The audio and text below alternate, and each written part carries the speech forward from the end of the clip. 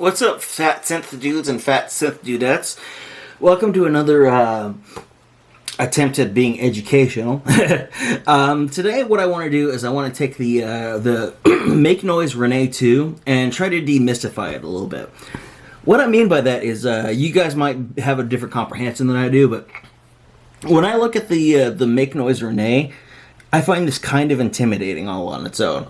So I want to try to simplify it and make you understand what's going on here.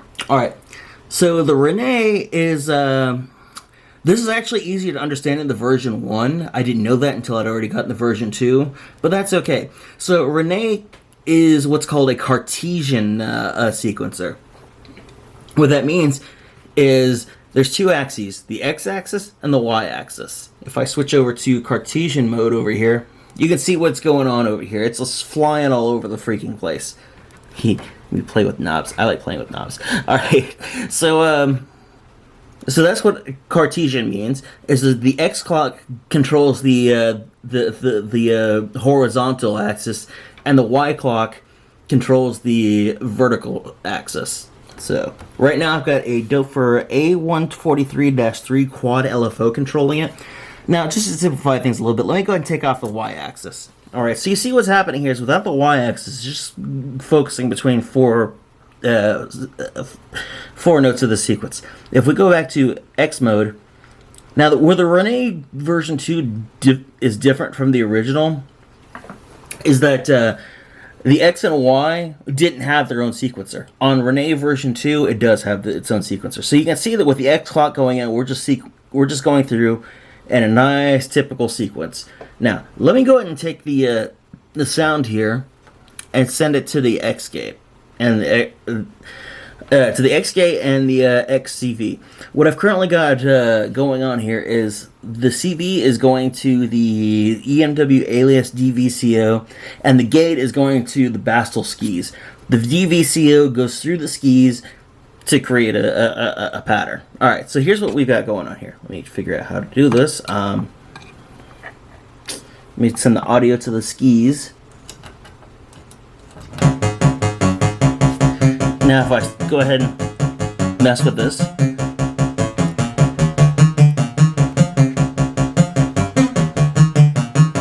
it works just like any old 16-step sequencer. Easy enough to figure out, right?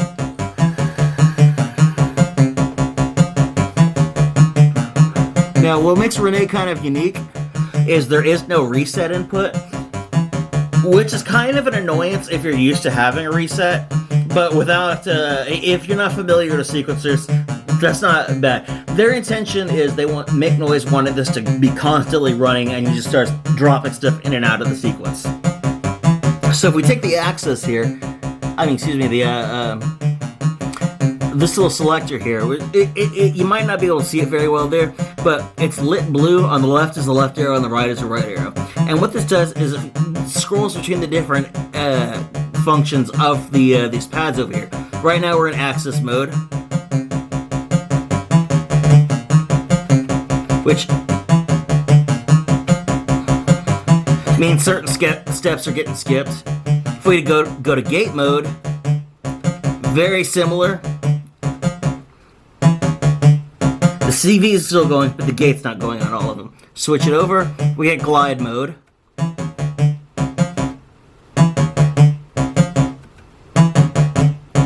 And you can hear it kind of gliding between these steps here. Snake mode just turns the snake on and off. Doesn't turn on and off the snake mode, it just changes the direction that the X and Y go in.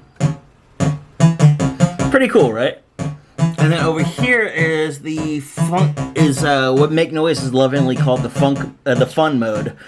Fun is just short for function. There's this little indecipherable inscriptions next to each one, and they each do their own different thing.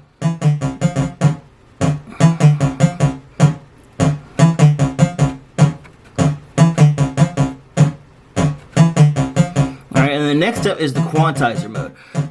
Now, the way this is arranged is each one of these buttons is a different note within the scale. So, let's say I want to go with a C minor. So, I would take off the D flat, E, G flat, A, and B. Now we're in a good old-fashioned C minor scale. So if I start fucking with this,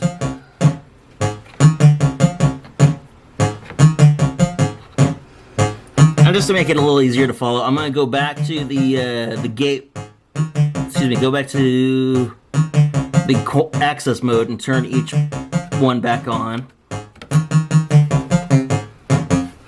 And also, I'm going to go ahead and take the snake and take it back to default.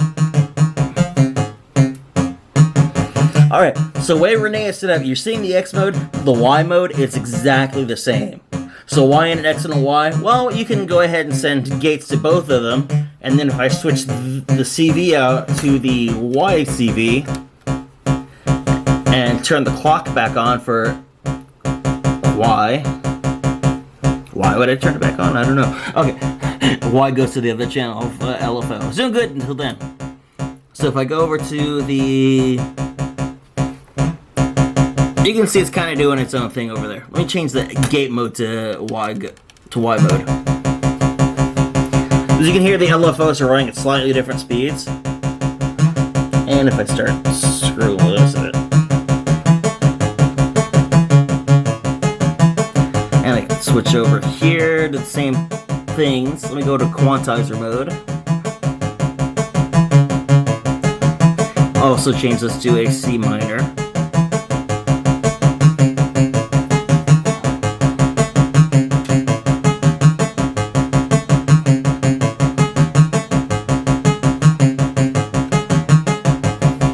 Pretty cool, eh? Alright, so that's not the highlight of the Rene.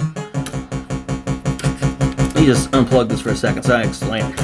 So right now, we've been working in two sequencer modes. X mode, which runs the 16 steps as you can see here. Y mode does the exact same thing. But the highlight of Rene is not in the X and Y mode, it's in Cartesian mode. So let me go ahead and switch over here to the Cartesian. And you'll see it's kind of bouncing around a lot. What's going on is it's taking the X input and scrolling it horizontally, while the Y input scrolls things vertically. So if we take these and put them into the Cartesian outputs, so... Actually, I gotta change the length on this cable just a little bit. So, the CV is going into Cartesian mode, and it's marked as such here. There's XCV, X gate, YCV, Y gate, and then C gate and CCV. C is for Cartesian. So we got these two LFOs sequencing both the modes in their own way. And let me change the speed on those LFOs.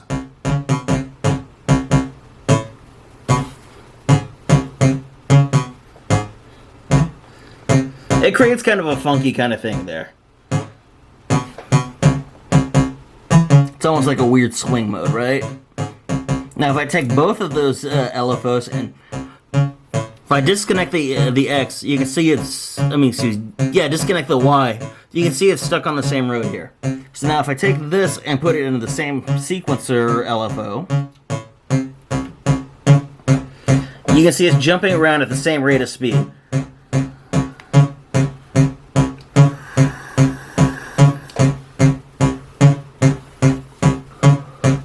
And like X and Y mode, it has its own quantizer on it. So let me go ahead and put this into C minor as well.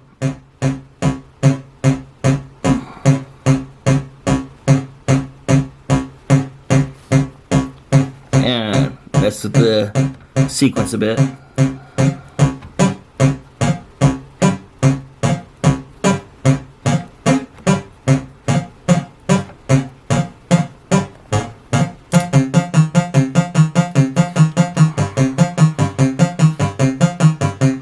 See, when there's off of the same LFO with the same wave shape, it's just going between these four right here. So if I take that LFO and send it to let me disconnect this here. I'm gonna send this to a clock divider.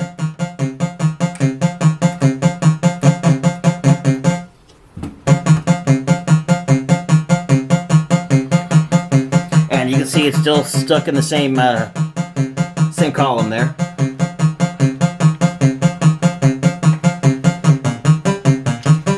going to take the X input here and put it into the clock divider and see what happens.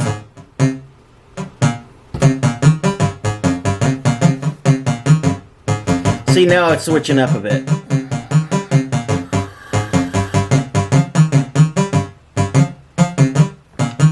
And that's all there really is to it. As you can see, the Rene has a lot of depth to it, but it's not nearly as complicated as it looks. The Make Noise Rene version 2 retails for about $600. It's a good sequencer. It's there are other sequencers that fit certain needs a little better, but the Rene works in the fact that it's creating something.